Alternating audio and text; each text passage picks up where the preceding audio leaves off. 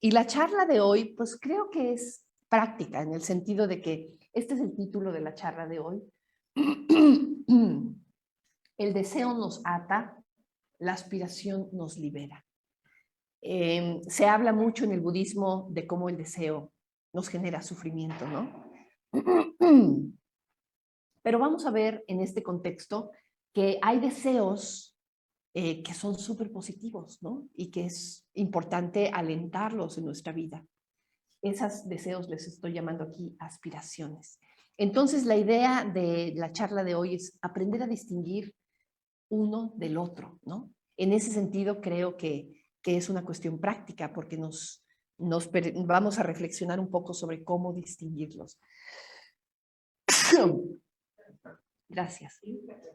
No, está bien, está bien. A cada rato estornudo a veces, el polvito me da. Tal vez las flores, ¿eh? Me dan alergia. Y estornudo 2 veces y ya.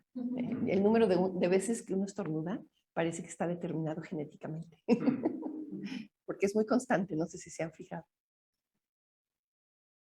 Bueno, entonces, para abordar este tema, yo quisiera comenzar con una enseñanza tradicional budista muy importante, que es la enseñanza de las 4 nobles verdades.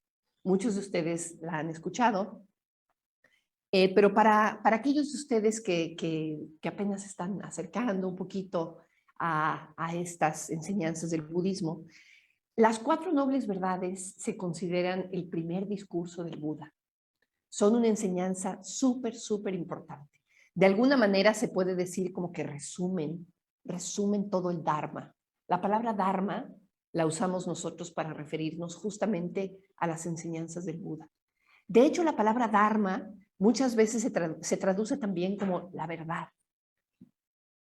¿A qué verdad se refiere la palabra Dharma?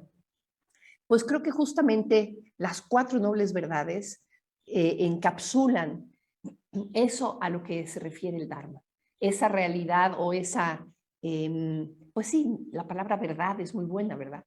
Las 4 nobles verdades se llaman verdades, no se llaman las 4 enseñanzas o las 4 reglas o las 4 normas o las 4, no, se llaman las 4 verdades. Entonces, representan aspectos que son verdaderos, que son universales a la experiencia humana. Y en ese sentido, pues quiero repasarlas brevemente. Se dice que es el primer sermón del Buda, las 4 nobles verdades. Y realmente es imposible saber, ¿verdad?, si efectivamente fue el primer sermón del Buda. Eso sucedió hace 2500 años. Entonces, históricamente el registro pues es bastante borroso y no podemos saber a ciencia cierta si efectivamente esta es la primera enseñanza del Buda. Pero el hecho de que se le considere la primera enseñanza del Buda subraya su importancia, ¿no? Subraya la centralidad y lo fundamental. Es una de las enseñanzas más fundamentales y más profundas que el budismo le ha ofrecido al mundo, ¿no? Y nada más esta enseñanza, si la reflexionamos a fondo, puede conducirnos a la iluminación. Tiene el poder de conducirnos a la iluminación. Entonces, pues sí, encapsula por completo la palabra, encapsula por completo el Dharma, la enseñanza del Buda. Y vamos a enunciarlas muy brevemente para acordarnos de qué se tratan. Y voy a abordar particularmente una de ellas, que es justamente la segunda noble verdad, que tiene que ver precisamente con el deseo que nos ata. Pero para eso, bueno, vamos a enunciarlas todas. La primera noble verdad es la verdad del sufrimiento. La palabra que se usa para referirnos al sufrimiento es una palabra en sánscrito, dukkha. La verdad del sufrimiento. ¿A qué se refiere la verdad del sufrimiento? Es básicamente el hecho de que la experiencia humana viene acompañada de sufrimiento, ¿no? En cualquier ser humano vamos a encontrar que tarde o temprano, bastante temprano de hecho, nos encontramos con experiencias de sufrimiento. Estamos hablando de sufrimiento. La palabra dukkha se traduce como sufrimiento, pero en realidad hace referencia desde el sufrimiento más intenso y más profundo que te puedas imaginar, hasta en el otro extremo, a veces simplemente pequeñas incomodidades, pequeñas irritaciones, un sentido como de insatisfacción, un sentido como de que no te sientes plena, no te sientes realizado en esta vida. Hay algo que falta, ¿no? Esa es la experiencia de dukkha. Y lo que dice el Buda es, primero que nada, reconozcamos que esta experiencia es común a todos los seres humanos. Ahí está, nos la vamos a topar. Así es que ni para qué corremos, ni para qué le corremos, porque es parte de la experiencia humana. Perdámosle el miedo, ahí va a estar. Y podemos relacionarnos con ella de una manera sana, de una manera productiva, de una manera incluso creativa y significativa que nos permita profundizar en el significado de lo que es vivir una vida humana. Entonces existe dukkha. La segunda noble verdad es la verdad de la causa o del origen de dukkha. Dukkha, como todos los fenómenos condicionados, pues surge con base en la existencia de una serie de condiciones, ¿no? No se presenta así como al azar, no se presenta como de manera completamente azarosa o aleatoria, ¿no? Sino que se presenta a partir de un origen. Y ese origen es justamente el deseo, ¿sí? Lo que dice el Buda es que a partir de que deseamos que las cosas sean diferentes de como son, a partir de que estamos ahí con una especie de avidez de poseer, avidez de identificarnos o de asegurar o de controlar, ¿no? Esa avidez, ese deseo es el que da lugar a dukkha. Entonces, dukkha tiene un origen y ese origen, este cable me está molestando el día de hoy. Ahí está. Perdona, Mayrita. Estoy enseñando la panza. El origen del sufrimiento que es, vamos a ponerle aquí la avidez. A veces se dice, sí, se le llama deseo, se le llama de hecho sed. La palabra que se usa en Pali para referirnos al origen de dukkha es una palabra tanha, que significa sed. Evidentemente no estamos hablando de la sed de cuando uno tiene necesidad de tomar agua, ¿verdad? Es una sed como neurótica de un deseo, una avidez desbocada de cierto tipo de experiencias. Deseamos y a partir de ese deseo, pues sufrimos, ¿verdad? Esa es la segunda noble verdad. Y esta es la que vamos a explorar un poquito con más detalle ahorita en la segunda parte de la charla. La tercera noble verdad, nada más para completar la historia, es la verdad del cese. El cese del sufrimiento.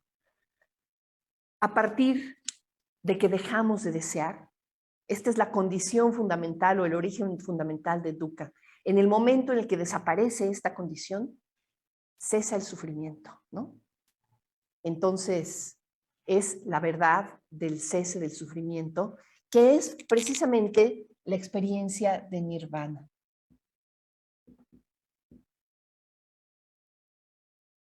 La palabra nirvana, seguramente todos la reconocen, ¿verdad?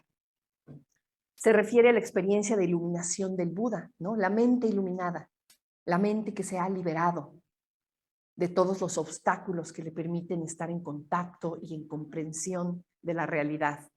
Esa es nirvana, ese estado mental de la mente iluminada, ¿no? Nirvana, de hecho la palabra nirvana significa cese, ¿no? Cesa el sufrimiento, cesa la confusión, cesa la ignorancia, cesa el deseo, cesa la aversión. Y entonces la experiencia de la mente es gozosa, es compasiva, es sabia, ¿sí? Esa es la verdad del cese del sufrimiento. Y por último, la cuarta noble verdad.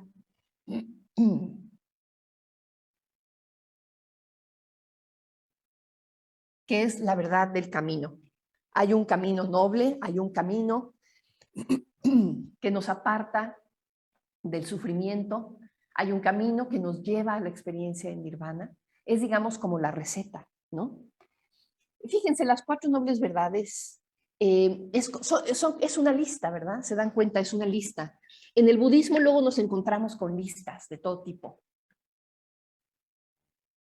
Que si las 4 nobles verdades, que si las 5 facultades espirituales, que si las 6 perfecciones, que si el camino óctuple, ¿verdad? Los 8 elementos del camino óctuple, que si las 37 alas de la iluminación, los 7 factores de la iluminación, ¿no? Nos encontramos con estas listas que obviamente tienen una función muy particular, ¿no? El budismo fue una tradición que durante más o menos 200 años se transmitió oralmente. No había escritos, no había libros que la recogieran, ¿no? Los monjes aprendían las enseñanzas, las recitaban y las enseñaban a los discípulos que iban llegando.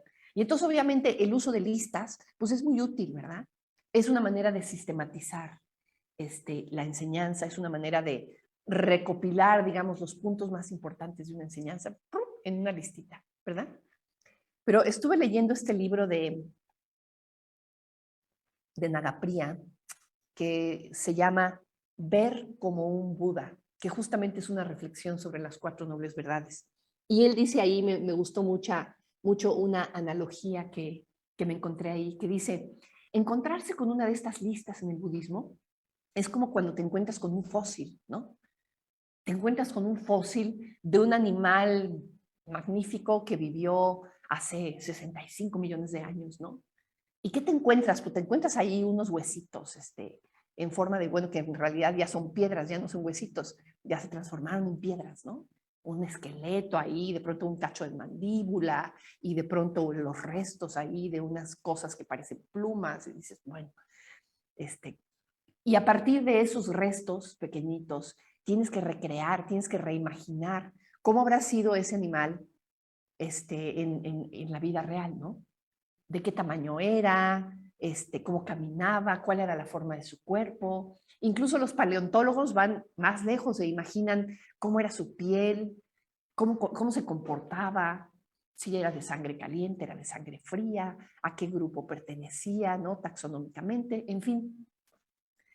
Y encontrarse con una lista en el budismo tiene un poquito ese mismo saborcito, ¿no?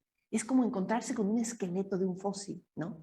De una tradición viva que viene de 2500 años atrás, 2500 años de reflexión, de percatación, que están resumidos aquí en estas 4 premisas, ¿no? Y entonces tiene uno que reimaginar cómo habrá sido el animal original, ¿no? ¿Cómo habrá sido este dinosaurio, verdad? ¿Cómo caminaría?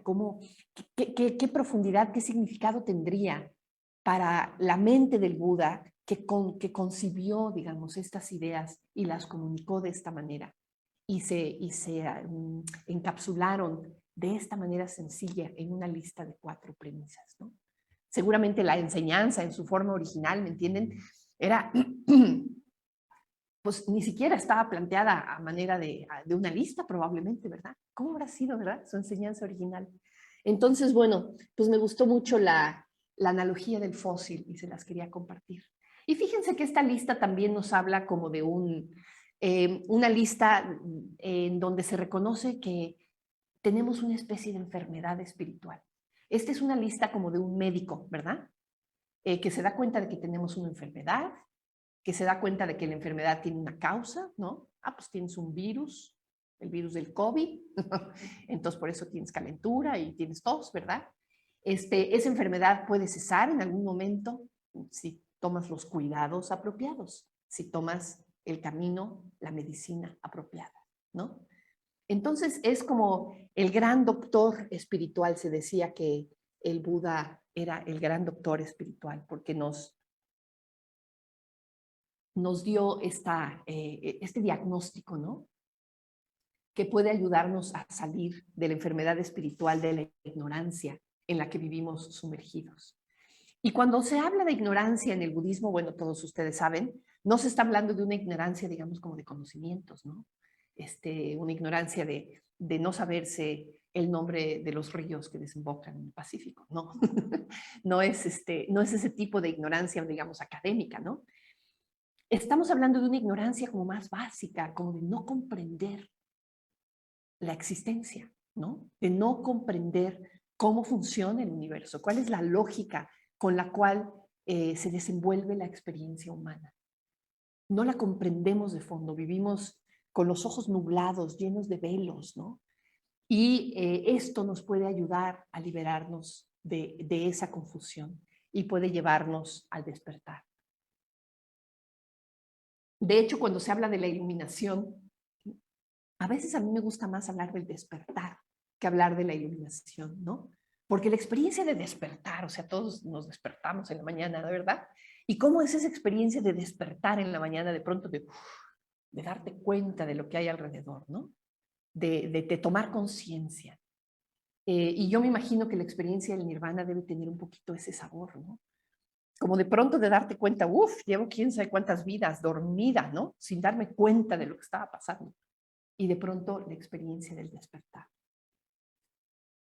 Entonces, bueno, regresando al tema del sufrimiento y del origen del sufrimiento. Básicamente, lo que nos dice esta segunda noble verdad es que, pues sí, tenemos sufrimiento, tenemos experiencia de insatisfacción, tenemos una experiencia de un sentido como de una carencia básica, ¿verdad? De una falta ahí que está presente. Y queremos salir de ella, ¿no? Y buscamos salir de ella a partir de desear. Deseamos experiencia sensorial placentera, deseamos tener posesiones, deseamos tener seguridad, deseamos tener un estatus, deseamos tener reconocimiento, deseamos. Y al estar tratando de salir del sufrimiento de esta forma, lo único que estamos haciendo es generando más sufrimiento, ¿no? Esa es la tragedia del ser humano. Ese es el verdadero conflicto, el predicamento del ser humano. Es que experimentamos dukkha y en nuestro intento de salir de dukkha generamos más. Generamos más en esta especie de carrera constante hacia esta experiencia que lo único que hace es conectarnos cada vez más con la carencia y hacernos sentir cada vez más lejos de una experiencia de tranquilidad y de calma y de ecuanimidad. Entonces, bueno, ahora, cuando la gente oye esta enseñanza y cuando la gente escucha, claro, el origen del dukkha es el deseo, la avidez. Muchas veces yo me encuentro en el salón que la gente dice, óyeme, no, pero espérate, hay muchos deseos. Por ejemplo, si yo deseo una profesión, ¿no? Convertirme en abogado, convertirme en trabajadora social, ¿no? Estoy deseando una profesión, pues con el objeto de superarme, con el objeto de tener un trabajo, de tener una vida digna, de poder mantener a mi familia. No me digas que ese deseo me va a llevar al sufrimiento, ¿no? ¿Por qué desear una carrera profesional puede llevarme a dukkha? No, bueno, evidentemente no estamos hablando de ese tipo de deseos. Y ahí es donde digo, es bien importante poder distinguir cuáles son, a qué se refiere esta segunda doble verdad, cuáles son esos deseos que sí nos atan, que sí nos llevan al sufrimiento y cuáles son esos otros, qué características tienen esos otros deseos que sí nos ayudan a liberarnos, que sí nos son útiles en un momento dado, ¿no? Entonces, sí, evidentemente, no todos los deseos nos producen dukkha. No todos los deseos nos producen dukkha. Y entonces, hay que tratarla con cuidadito. Hay que reflexionarla, hay que desmenuzarla, ¿no? A veces dicha así a la carrera, luego nos confronta y la gente brinca, ¿eh? No sé si alguno de ustedes que haya escuchado esta enseñanza haya brincado, ¿no? ¿Cómo que el deseo produce dukkha, no? ¿Qué es eso, no? ¿Por qué el deseo produce dukkha? A ver si es cierto, ¿no? Y bueno, de hecho, la primera noble verdad a veces también nos hace brincar, ¿no? Cuando decimos, tenemos la experiencia de dukkha en nuestra vida, también es muy común que la gente brinque y dice, óyeme, no, yo no sufro. ¿Cómo que no sufres? ¿Neta? ¿De verdad? O sea, que a veces de verdad no estamos muy conscientes de esta verdad universal, ¿no? Y cuando nos centramos en la primera noble verdad, es común que también la gente diga o que la gente interprete que el budismo es un poquito pesimista, ¿no? ¿Por qué el budismo se enfoca en decir que la vida es sufrimiento? ¿Por qué el budismo nos comunica esa idea, no? De entrada, lo primero que te dice, la primera noble verdad, dukkha, ¿no? ¿Por qué el budismo se enfoca en eso? Obviamente hay que entender la primera noble verdad también con detalle, ¿no? Porque no nos está diciendo que la vida es sufrimiento. Lo que nos está diciendo simplemente es que en la vida hay sufrimiento. También hay otras cosas, también hay experiencias gozosas, también hay mucho aprendizaje, también hay mucha plenitud, también hay atardeceres hermosos, también hay arte y placer. Hay en una vida humana, en cualquier vida humana, por más miserable que sea. Todo eso hay en una vida humana. Pero la experiencia de sufrimiento, pues nos la vamos a encontrar tarde o temprano. Es inevitable, ¿sí?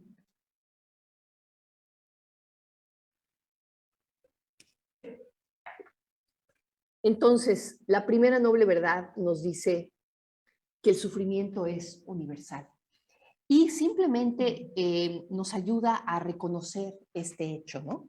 A reconocer el hecho de que nos encontramos con el sufrimiento si somos seres humanos. Y entonces, bueno, lo que nos dice también es, no tiene caso salir corriendo cuando nos encontramos con la experiencia del sufrimiento. Lo que tiene caso es simplemente aprender a enfrentarlo, aprender a estar con él, aprender a estar con la realidad de que simplemente por el hecho de que tenemos un cuerpo, ¿verdad?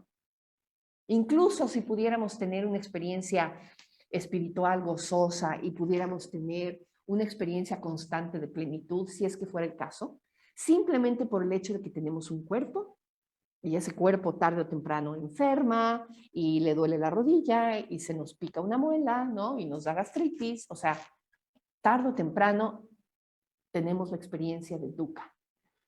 Pero ese dukkha también, hay dukkha que es inevitable, como ese, por ejemplo, de que de pronto tienes colitis, ¿verdad? De pronto tienes una pérdida y eso duele, ¿no? Entonces, esas experiencias son inevitables. Pero hay una gran cantidad de dukkha que sí es evitable.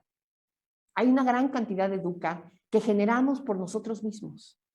Y a ese se refiere la segunda noble verdad, ¿sí? Entonces, la primera noble verdad se refiere a esos dos tipos de dukkha. A veces se les llama dukkha primario y dukkha secundario. El dukkha primario es, pues, el dukkha que recibes, digo, simplemente cuando te da gripa, tienes calentura, pues sí, ahí hay dukkha, ¿no? Se te cae tu guitarra y la rompes, pues sí, ahí hay dukkha, hay una pérdida, ¿no?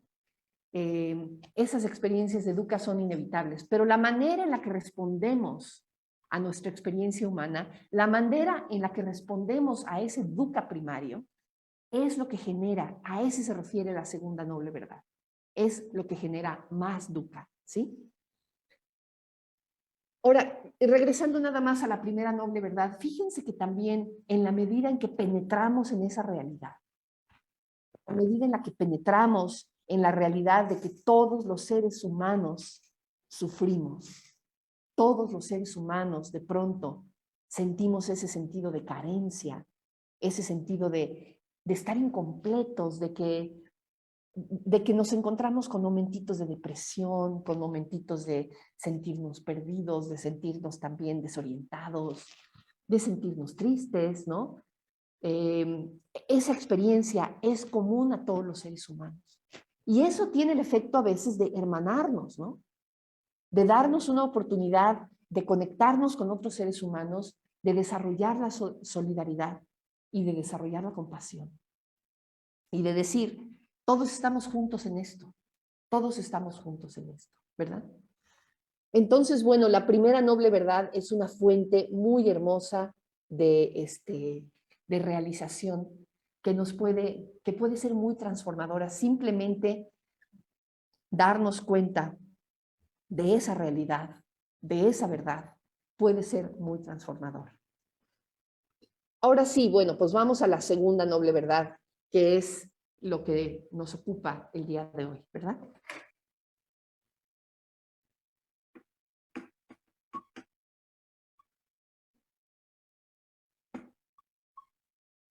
Entonces, la segunda noble verdad nos dice, sí, efectivamente, gran parte del dukkha es inevitable, pero hay dukkha que generamos por nosotros mismos.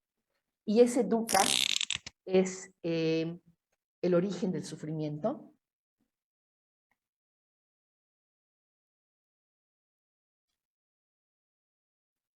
Que como decíamos, a veces se le llama sed,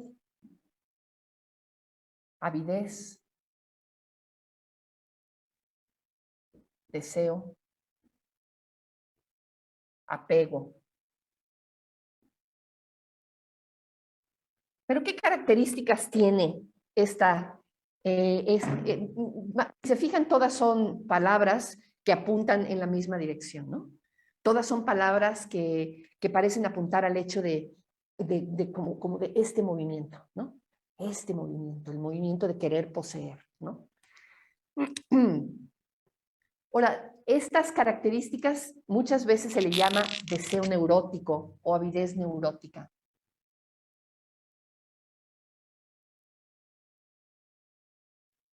Para distinguirlo precisamente de las aspiraciones sanas, ¿no? O de los deseos sanos. Deseo neurótico tiene la cualidad de que estamos tratando de llenar un hueco con algo que por su naturaleza no lo llena, ¿no? Es una avidez neurótica que podemos reconocer porque nunca se satisface con aquello que parece ser el objeto deseado. Es una avidez, es un deseo que tiene un poquito de un tono medio compulsivo, ¿no? Entonces tiene esta cualidad como compulsiva.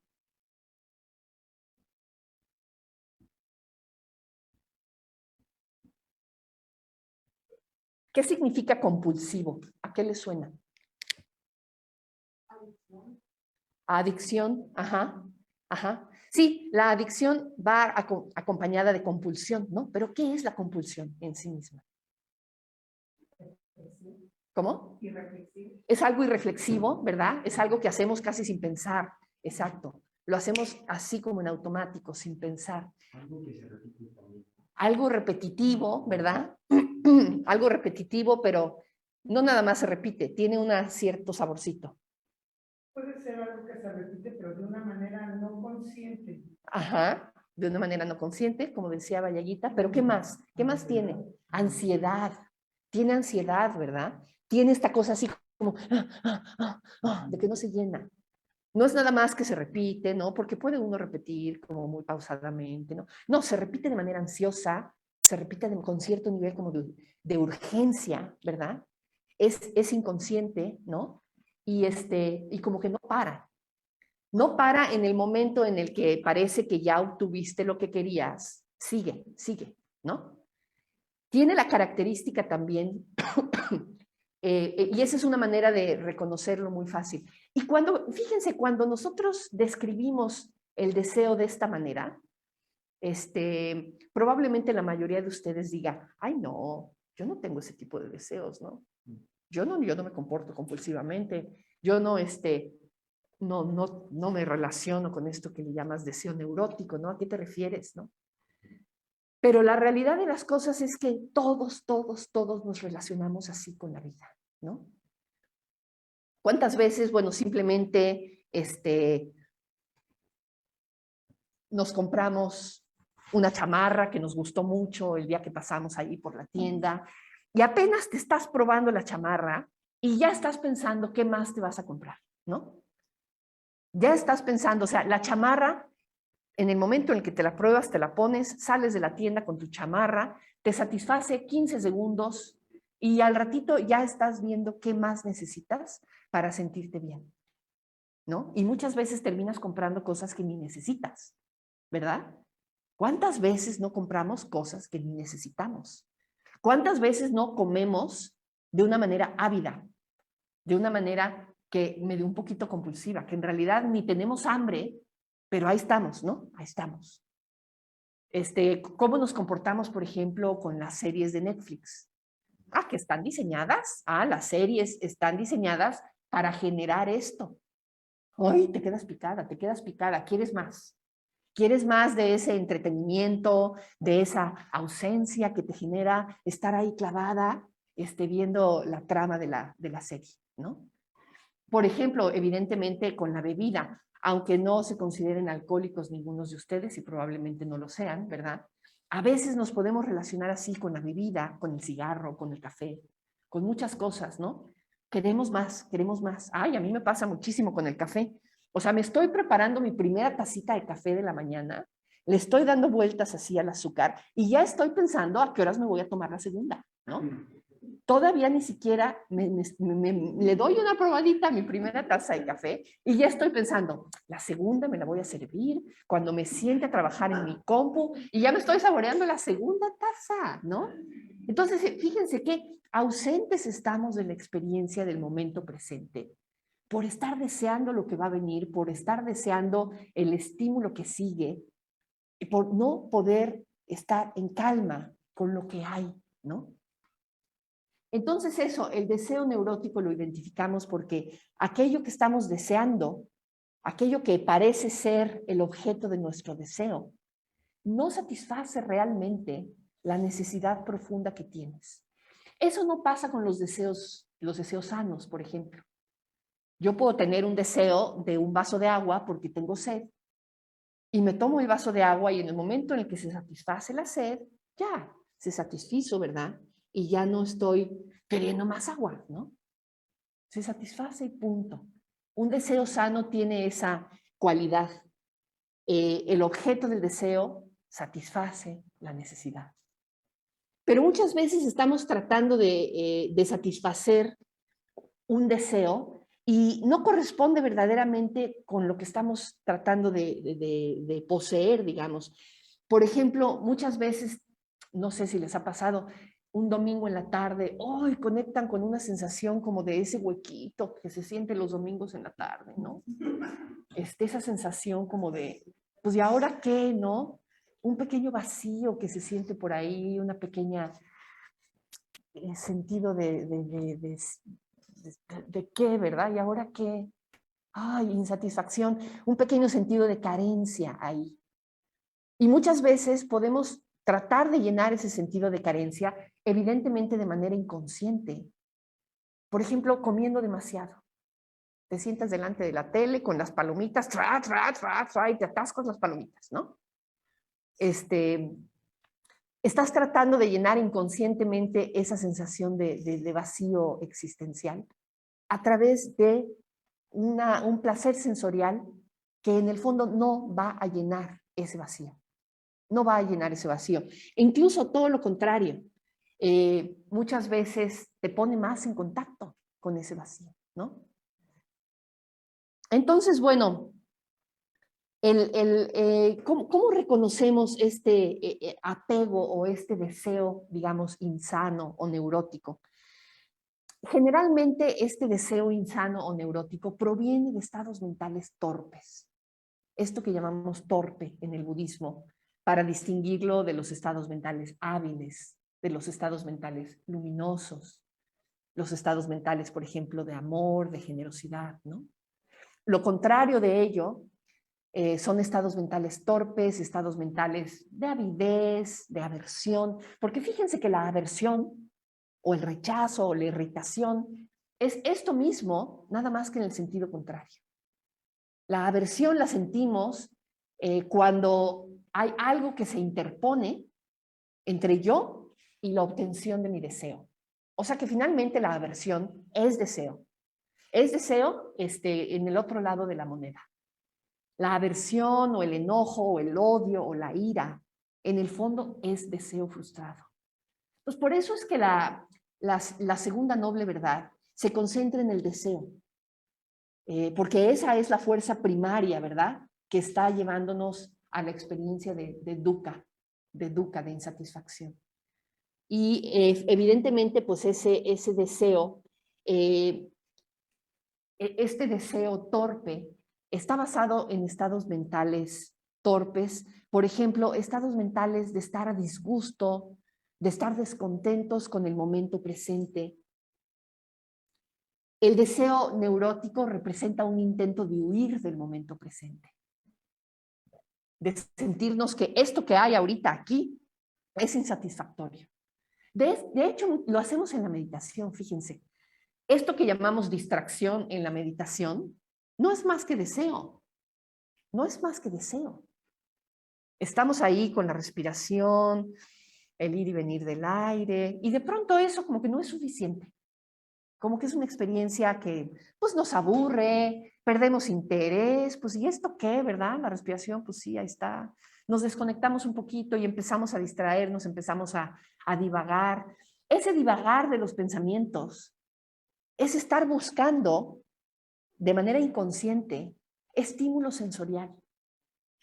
Estímulo sensorial, porque seguramente lo han reconocido en la meditación. Cuando están divagando, cuando están pensando, hay una excitación sensorial muy clara.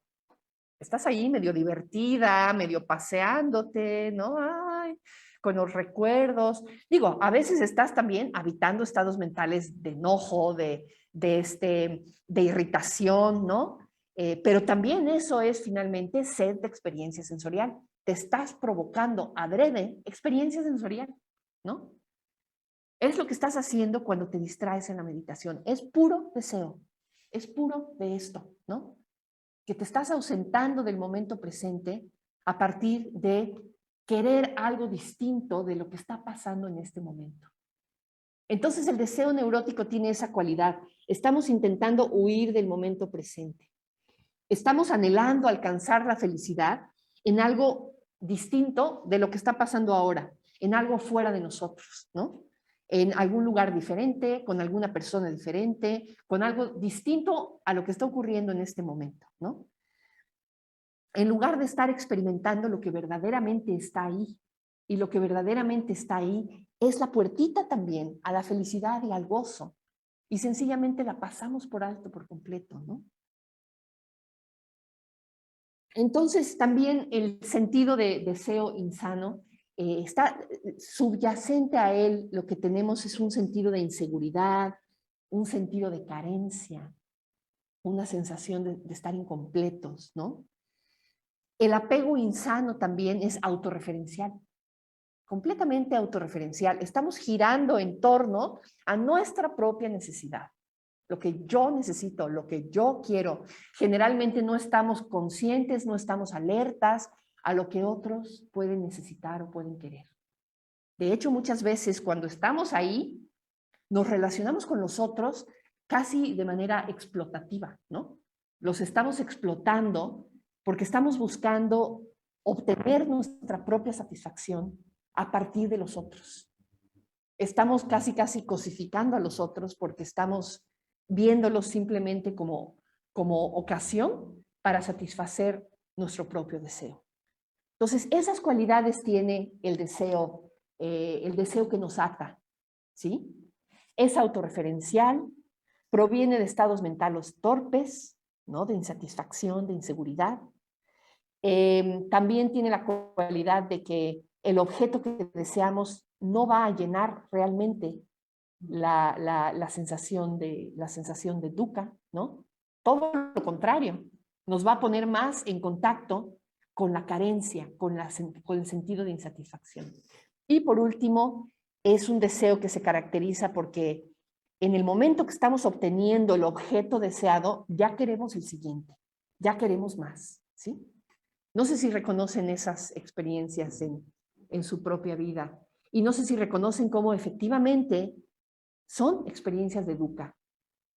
El deseo mismo, a veces pienso, cómo están relacionadas la primera y la segunda nobles verdades. Y hay veces que cuando estoy dando una clase en torno a ellas, de pronto me doy cuenta, es que son la misma. Son la misma.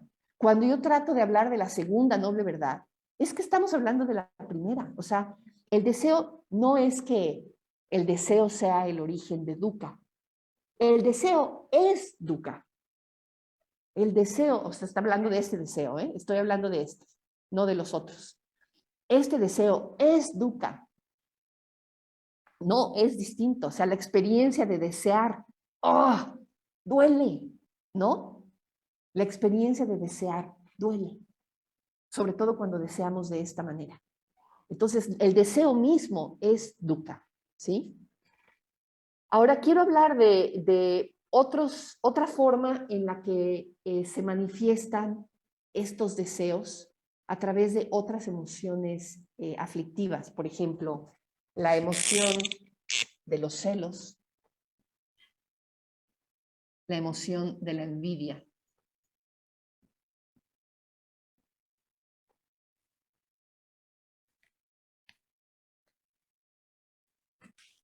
¿Cómo podemos definir los celos? ¿Quién de ustedes me puede dar una definición de qué es sentir celos? ¿Todos han sentido celos? ¿Hay alguien aquí que no haya sentido celos? Digo, ni siquiera lo podemos necesariamente poner en términos de una relación de pareja, ¿verdad? Uy, ¿qué tal con los hermanos, eh? ¿Qué tal con los hermanos? ¿Cómo se experimentan celos? Incluso los hijos únicos que no tienen otros hermanos, experimentan celos seguramente con los primitos, con los amiguitos, o sea, en el salón de clases, experimentamos celos a lo largo de toda la vida, y ya de adultos, por supuesto, ¿no? No estoy hablando nada más de la experiencia infantil. ¿Cómo se caracterizan? ¿Cómo podemos definir los celos? Inseguridad. Provienen de un sentido de inseguridad, ¿verdad? Sí, provienen de sentirte inseguro. ¿Pero de qué te sientes inseguro? De ti mismo, exacto. De que no te ven, tienes una necesidad de ser vista, de ser valorada, ajá. Ajá, ajá. Una necesidad de controlar. En los celos viene mucho, ¿verdad? Un sentido de control. De reconocimiento. De reconocimiento, de que te vean, como decía Vallaguita, ¿no? Pero ¿en qué consiste en sí misma la experiencia de los... Está como la posibilidad de perder algo que quieres. Exactamente, exactamente. En la posibilidad, es como un miedito, ¿verdad? Es como un miedo a que tú sientes que tienes algo y que estás en riesgo de perderlo.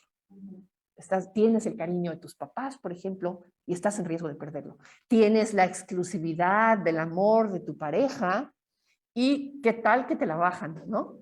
Y pierdes a tu pareja, pierdes su amor, pierdes su sentido de conexión con ella o con él, ¿no? Esa es la experiencia de los celos. Entonces, es una experiencia de deseo y es una experiencia de deseo compulsivo, ¿no? Nagapriya, en su libro sobre este mismo que les decía de ver como un Buda, ponía el ejemplo de cuando agarramos una mariposa y la agarramos con el puño, ¿no? O sea, si agarramos una mariposa con la mano, la tenemos que agarrar así, ¿verdad? Ligerita, ligerita. Nada más dejar que se pose ahí y dejar que se vaya si se quiere ir, ¿verdad? Si buscamos retenerla y la apachurramos con el puño, la hacemos pedazos, ¿no? La matamos. Y a veces los celos tienen ese resultado. Apretamos demasiado fuerte, cerramos el puño demasiado fuerte y matamos aquello que estamos tratando de retener, ¿no? Entonces, efectivamente, los celos son una forma de deseo que necesariamente te llevan al sufrimiento. Bueno, los celos son sufrimiento, ¿no?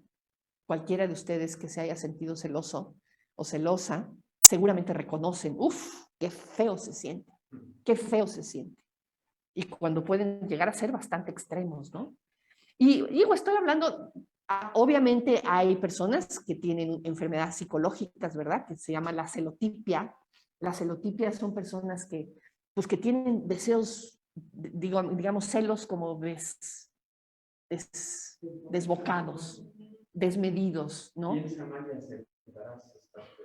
Piensa mal y acertarás. Ajá. Los celos matan también, igual, en los libros. ¿Cómo? Los celos matan. Los celos matan, sí. No lo dicen de manera literal, ¿no? Pero sí, Sí. fantasiosa. Sí, sí, sí. Entonces los celos son una experiencia muy, muy aflictiva de deseo neurótico, ¿no? Ahí tenemos esa. Tenemos otra que es la envidia. La envidia se parece a los celos, pero tiene ciertas cualidades distintas. ¿Cómo cuáles? Desear lo que el otro tiene. Desear lo que el otro tiene, exacto. La envidia consiste en desear lo que el otro tiene. Desear incluso ser el otro, ¿verdad? Desear ser el otro, tener las oportunidades que el otro tiene, tener las posesiones, la pareja, el prestigio que el otro tiene, ¿no? Y fíjense, la envidia es una de esas emociones que a veces incluso socialmente y uno individualmente se considera una emoción muy fea, ¿verdad? Y por lo mismo nos cuesta muchísimo trabajo reconocerla. Nos cuesta muchísimo trabajo reconocer ante nosotros mismos que estamos sintiendo envidia. Y muchas veces entonces nos pasa desapercibida, pasa un poquito como por debajo del mantel, ¿no? Entonces ni siquiera la reconocemos, ni siquiera la vemos.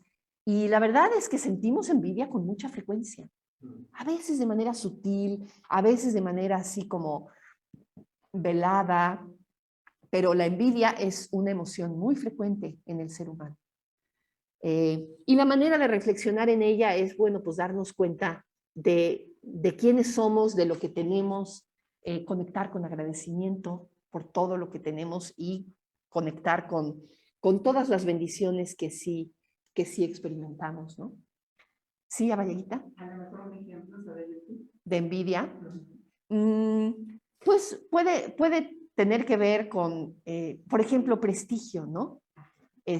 Tú estás trabajando en un equipo de trabajo y resulta que hay una persona del equipo de trabajo que está recibiendo pues los mayores halagos, el mayor reconocimiento, que está llevando un poquito las riendas de la situación y por lo tanto está siendo más reconocida que tú y en pronto tú te empiezas a sentir como, bueno, ¿y yo qué? ¿No? Y yo, y querer meterte ahí en esa posición, querer recibir lo que ella está recibiendo, ¿no? Y puede ser una emoción muy chiquita, muy velada ahí como en el fondo de tu ser, ¿no? Pero seguramente, ¡prum!, en el momento en el que contactas con ella, ¡oh!, te das cuenta de cómo es dolorosa y de cómo a veces, si no la ves, si no estás en contacto con ella, si no estás consciente de ella, te puede llevar a actuar muy torpemente, ¿no? Te puede llevar a actuar, por ejemplo, a partir de, ¡pum!, de dar el empujón, arrebatar, ¿no? Descalificar al otro, por ejemplo. Descalificar al otro muchas veces es síntoma de envidia, ¿no? Y de la buena que dicen, es envidia, pero de la buena, ¿no? No, envidia de la buena, que le llaman la envidia de la buena, pues realmente no es envidia, ¿no? Es una emoción que llamamos mudita en el budismo. Mudita es, digamos, es justo lo contrario de la envidia. Es justo alegrarte porque el otro esté contento. Por ejemplo, ahorita Vanessa está de vacaciones en Huatulco, ¿verdad? Ya te la puedes imaginar ahí en una lancha con los delfines, ahí brincándole junto, wow, tomando el sol, el viento, ¿no? Así acá, ¿no? Y dices, ay, envidia de la buena. Esa en realidad no es envidia, en realidad es, qué gusto que le estés pasando bien, ¿no? Qué rico, disfrútalo, ¿no? Entonces esa se llama mudita en el budismo. Y obviamente puede tener expresiones en todos los sentidos cuando tú conectas con el gozo de otra persona, con su felicidad, con su alegría, wow, y te pones contenta por la alegría o el gozo del otro. Eso es justo lo contrario de la envidia, ¿no? Entonces sí, es una emoción muy positiva y muy bonita. Como que hay un elemento de comparación. ¿En la envidia? Ah, sí, claro. Hay un elemento de comparación, por supuesto, sí. De sentirte menos, de devaluación, sí, de devaluación. Sí, Moksharati, hay una pregunta por ahí. Sí, la envidia también se puede considerar como egoísmo. Que si la envidia se puede considerar como egoísmo. Pues puede considerarse como egoísmo en el sentido de que es muy autocentrada. Muy autocentrada. Estás fijándote en ti y en que quieres tú brillar. Tú quieres brillar, tú quieres ser la persona que brille, tú estás autorreferencial completamente. Entonces, en ese sentido, sí, es una emoción egoísta porque está centrada en el ego, está centrada en una sensación de carencia que tiene el ego y en una necesidad de ponerte por encima en esta comparación, como dices, ¿no, Abayita? Hay un dicho chistoso que dice, querer ser el niño en el bautizo, Ajá. el novio en la boda y el muerto en el entierro.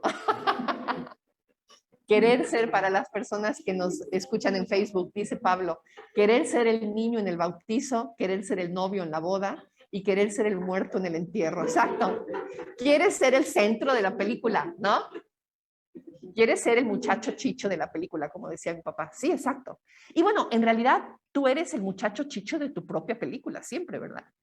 Pero quieres que eso lo reconozca el mundo, ¿no? No quieres nada más que esté ahí en la intimidad. Quieres que el mundo reconozca que tú eres la persona más importante de la Tierra. Exacto, ¿no? Y de ahí, bueno, esa es una manera de funcionar que tenemos en general, pero por supuesto de ahí se desprende la envidia cuando vemos que alguien más está ocupando los reflectores, ¿verdad? Sí. Y bueno, la última emoción a la que quiero hacer referencia, bueno, no es realmente una emoción, es una forma de relacionarnos con el placer, que es la adicción. La adicción la define nuestra amiga Bimala Sara, la define como un hábito, ya sea del cuerpo o de la mente, puede ser también de la mente, un hábito del cuerpo o de la mente que tiene una calidad compulsiva y que nos causa sufrimiento. Entonces, ahí por eso hace ratito estábamos asociando esto de la compulsión con la adicción, ¿no? A veces pensamos que los adictos son solamente los que van a los grupos de AA, ¿no? Y en fin, ¿no? Pero la realidad de las cosas es que todos tenemos, aunque sea un ligero nivel de adicción, a cierto tipo de experiencias. La adicción se genera cuando obtenemos placer a partir de algún tipo de cosa que consumimos o acción que hacemos, obtenemos placer y entonces nos enganchamos de ella, ¿no? Y queremos más, y queremos más, y queremos más. Y empezamos a relacionarnos con ese objeto del placer de una manera compulsiva, inconsciente, porque incluso cuando nos damos cuenta, la adicción tiene esta cualidad rarísima, que es incluso cuando nos damos cuenta de que ese placer no me satisface, en el fondo no me satisface, de todas maneras estamos enganchados, ¿no? Llega un momento, por ejemplo, en la adicción a la bebida. La adicción a la bebida comienza inicialmente porque, te tomas 2 cubas, uy, se siente bien rico, te relajas, te la pasas muy bien, ¿no? Pero empiezas a tratar de repetir esa experiencia, empiezas a tratar de repetirla, y entonces ya no son 2 cubas, sino 3 o 6, ¿no? Y al ratito ya ni siquiera te hace sentir bien, ¿no? Te hace sentir muy mal, amaneces con unas crudas terribles, ¿no? Te mareas, vomitas, o en fin, todo lo que viene con emborracharse, ¿verdad? Y de todas maneras no podemos parar. A pesar de que te estás dando cuenta de que no satisface tu deseo, no nada más no satisface tu deseo, sino que te hace sentir mal, te genera dukkha. Ya estás tan metido en el hábito que qué trabajo cuesta desengancharse. Y ese tipo de comportamiento lo tenemos con muchísimos aspectos de nuestra experiencia. Sí, Héctor, levantaste la mano. Preguntarte, ¿hay alguna aproximación que el budismo haga respecto a la diferencia entre una dependencia, una adicción bioquímica Ajá. versus una adicción psicológica? Un hábito repetitivo y compulsivo como lo define familia. Ajá. Sí, el budismo no hace la diferencia entre la adicción física y la adicción física, o sea, cuando tu cuerpo ya está generando sustancias químicas que te están pidiendo el consumo, ¿no? En realidad el budismo los considera similares, ¿no? Porque finalmente los hábitos de comportamiento, no nada más son psicológicos, están enervados, digamos, en todo nuestro sistema neurológico, ¿no? Los hábitos están producidos también por sustancias químicas dentro de nuestro cerebro, ¿no? La producción de serotonina, noradrenalina, todos los neurotransmisores que generan, que ya se acostumbran, digamos, a funcionar de cierta manera y generan un hábito de comportamiento. Las emociones, por ejemplo, se dice que son adictivas, o sea, nos buscamos generar emociones, porque las emociones nos dan una especie de pasón, ¿no? Nos dan un high, ¿no? ¿Cómo se dice eso? Un subidón, los españoles le llaman un subidón. A veces las emociones, incluso las emociones de ira, por ejemplo, te dan un subidón, ¿no? Te generan adrenalina, o sea, y eso puede ser adictivo, ¿no? La manera en la que nos relacionamos con eso en nuestra vida puede ser adictivo. El Buda lo que dice es que en realidad todos somos adictos al samsara.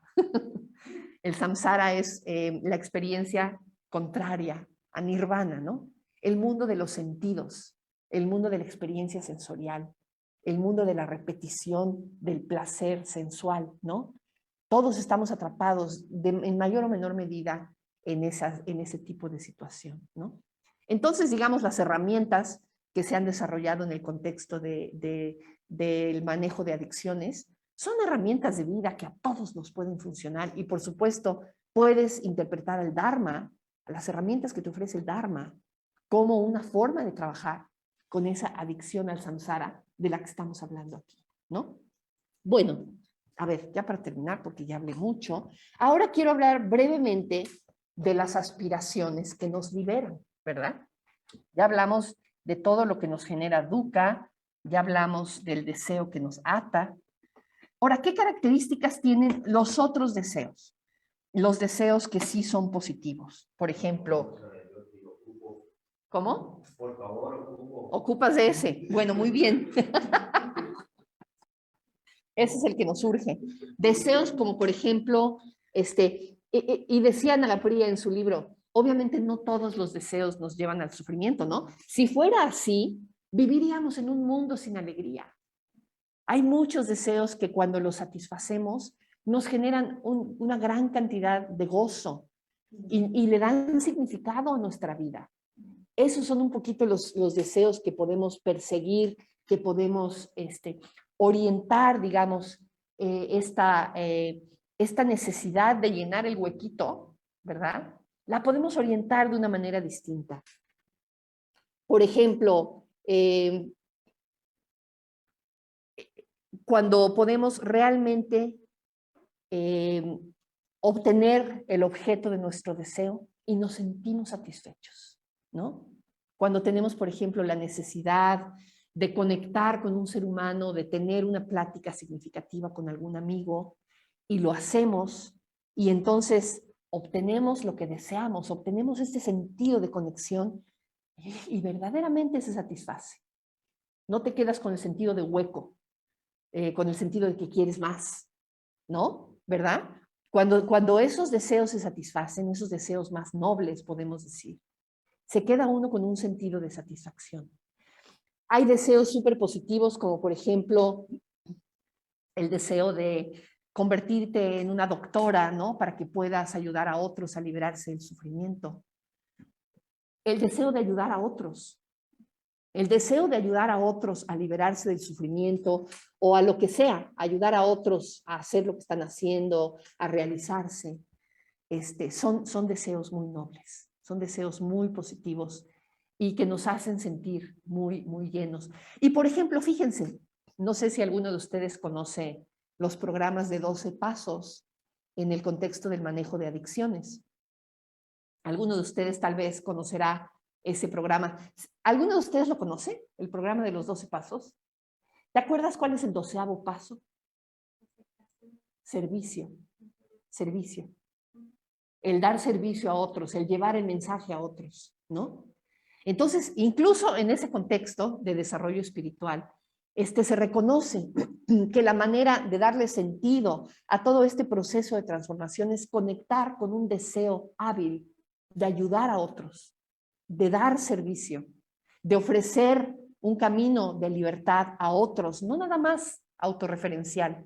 Y fíjense cómo nos está invitando, todo el Dharma también nos está invitando. Salte de ti, ve afuera, conecta con las necesidades de otros, ve lo que otros necesitan, no estés ahí clavado en lo que tú quieres, ¿no? Salte de ti y ofrece ayuda a otros. Y si logramos que realmente ese deseo, esa aspiración empiece a tocarnos y empiece a ser un poquito la lógica de nuestra existencia, nuestra vida se mueve completamente en otra dirección, ¿no? Entonces sí, el alentar en nuestra vida ese tipo de aspiraciones, ese tipo de deseos positivos, deseos nobles, que sí nos liberan, ¿no? También podemos pensar que hay apego. El apego generalmente lo asociamos a la segunda noble verdad, ¿verdad? Al origen del sufrimiento, pero hay apegos que son positivos. Por ejemplo, el apego que podemos sentir hacia un sentido de compromiso o hacia la fidelidad, hacia la lealtad.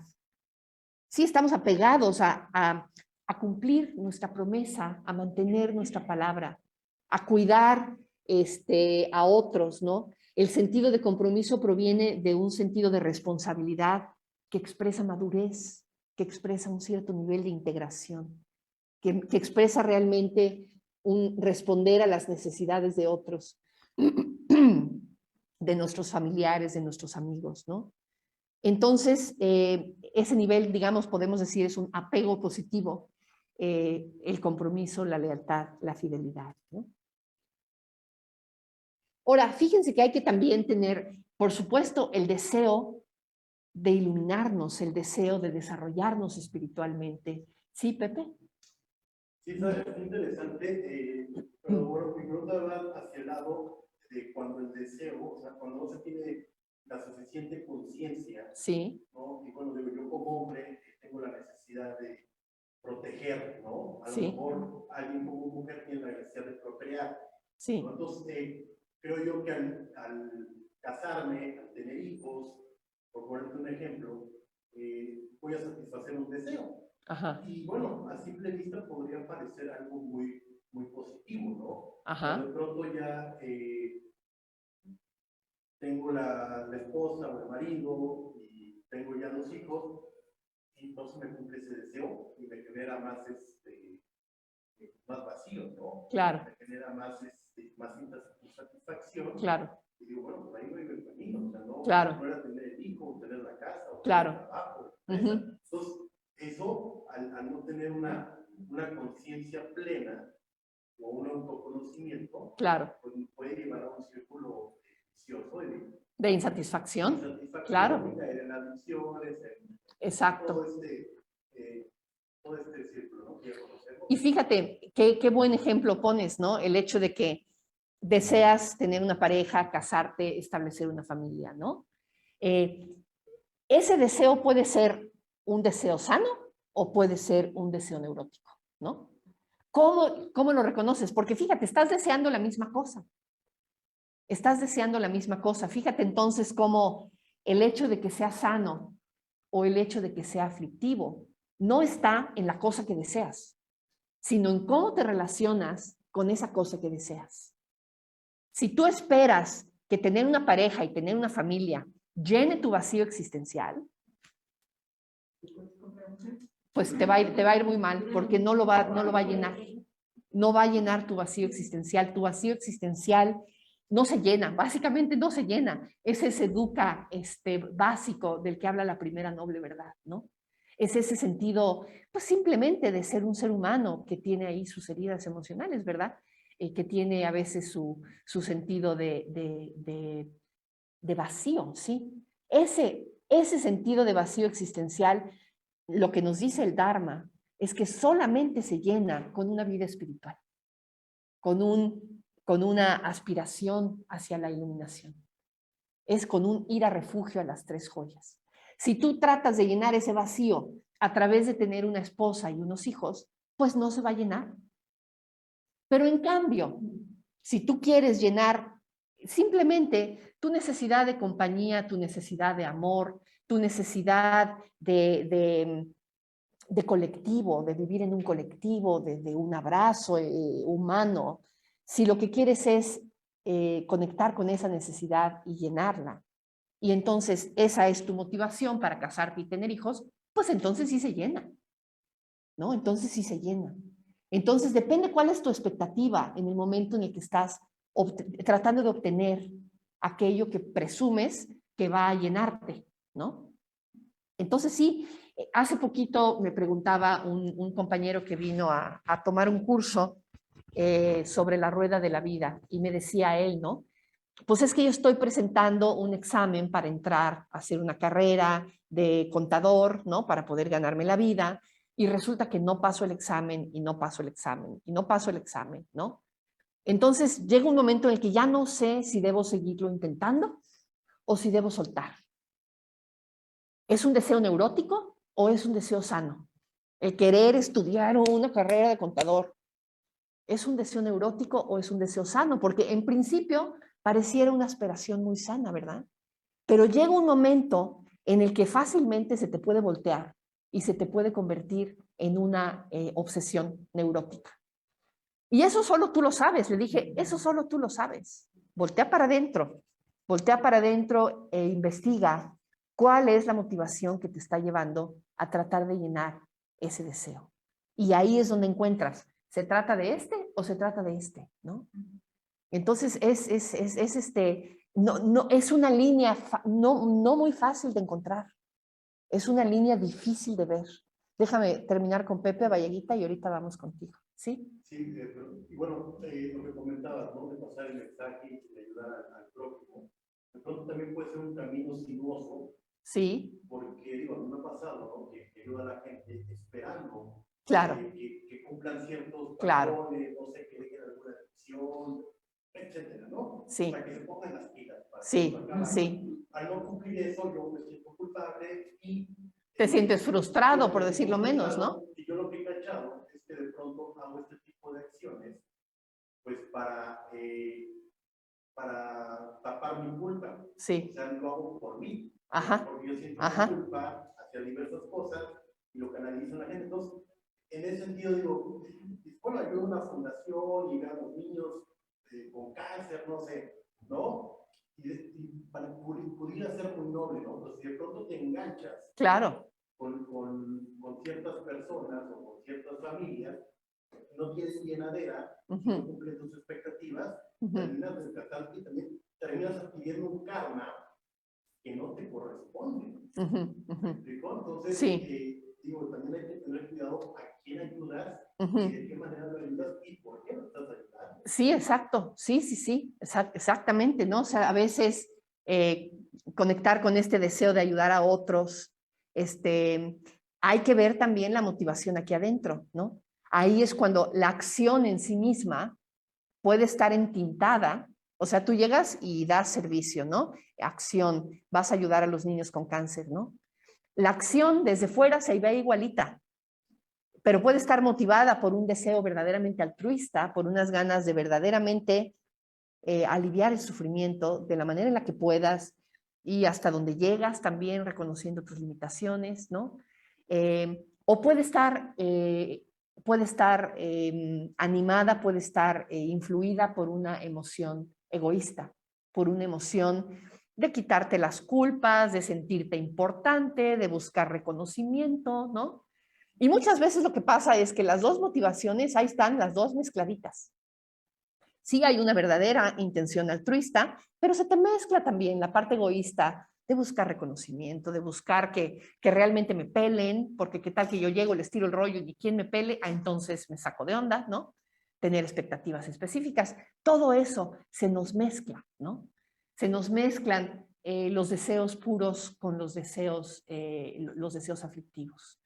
Y ahí es donde entra el trabajo de atención plena, de estarte mirando, de estarte observando y estar desenmarañando esta cuerda que viene ahí mezcladita, zafarla, poder ver el deseo altruista, poder ver el otro y animar a uno. No quiere decir que el otro va a desaparecer, ¿verdad? Pero sí alentar más uno y no hacerle tanto caso al otro, permitir que el otro pase a segundo plano. y en esa medida se va desinflando solito, ¿no? Sí, Abayaguita, ¿ibas a decir algo? Pues sí, relacionado también con lo mismo que está diciendo él y tú. Hablando de las acciones compulsivas o las motivaciones compulsivas, yo tuve que irme un poquito antes, Ajá. un poquito una reflexión anterior a lo que es compulsivo y empezar por detectar cuáles eran cuándo era yo impulsiva o cuándo soy impulsiva. Cuando actúo simplemente sin darme cuenta. Cuando actúas de manera reactiva, ¿no? Así, pum. Sí, sí. Y muchas veces uno dice sí, por ejemplo, dice sí porque ya está el hábito. Por impulso. Por impulso, cuando en realidad no estás interesado en hacer esa tarea o en esa comida. Pero ya el impulso está ahí creado, el hábito está creado de decir que sí o de decir que no. Y es un hábito tan simple, ¿no? Tan simple. Entonces, para poder detectar todo lo anterior, o ver esa diferencia entre esta línea tan delgadita, ¿no? Entre cuándo es hábil, cuándo me va a ayudar mi decisión, o cuando mi decisión está simplemente siendo guiada por un hábito que no he visto, ¿no? Y en el momento que lo veo, en ese momento puedo cambiarlo. Claro, cuando nuestras acciones están siendo motivadas o influidas simplemente por una reacción inconsciente, ¿no? Una reacción inconsciente, sí, exacto. Bueno, pues ya pasa de la hora. Vamos a dejar aquí nuestra charla. Espero que haya sido útil. Todavía traía yo 2 o 3 cositas por ahí que compartirles, pero ya mejor le dejamos ahí para... Yo creo que tenemos suficiente ahorita con poder distinguir, lo que he estado tratando de hacer es un poquito identificar esa rayita, ¿verdad? Que nos permite distinguir unos de los otros y regresar a la premisa tan importante de la segunda noble verdad, que nos dice que la avidez neurótica es la causa del sufrimiento, pero hay todas otras formas de deseo, todas otras formas de aspirar hacia experiencias, digamos, elevadas, que son muy positivas y que sí podemos animar en nuestra vida. ¿Sí, Pablo? Muy brevemente, ¿hay algún artículo, texto que hable sobre la aspiración? Sí, fíjate que, bueno, en el libro de Bhante que se llama Conoce tu mente, o ¿cómo se llama en español? La mente en la psicología budista. Ahí hay una reflexión sobre un evento mental que se llama chanda.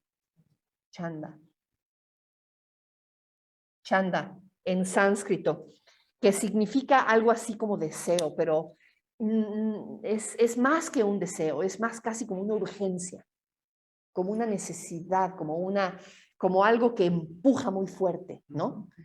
Un deseo, una motivación muy fuerte.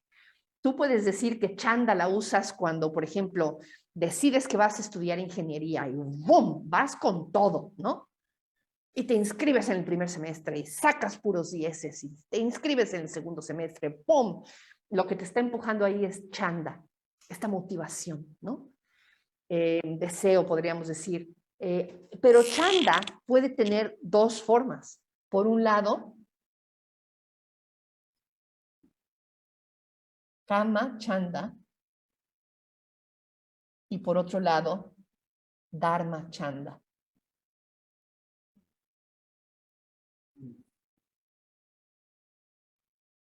Entonces, chanda, esa motivación, puede estar dirigida. La palabra kama se refiere al mundo de los sentidos, de la experiencia sensorial, ¿no? Nuestra motivación puede estar orientada hacia el mundo de los sentidos, hacia satisfacer placeres sensoriales, o puede estar orientado chanda hacia satisfacer necesidades espirituales más profundas. El Dharma es precisamente el camino hacia el despertar, ¿no?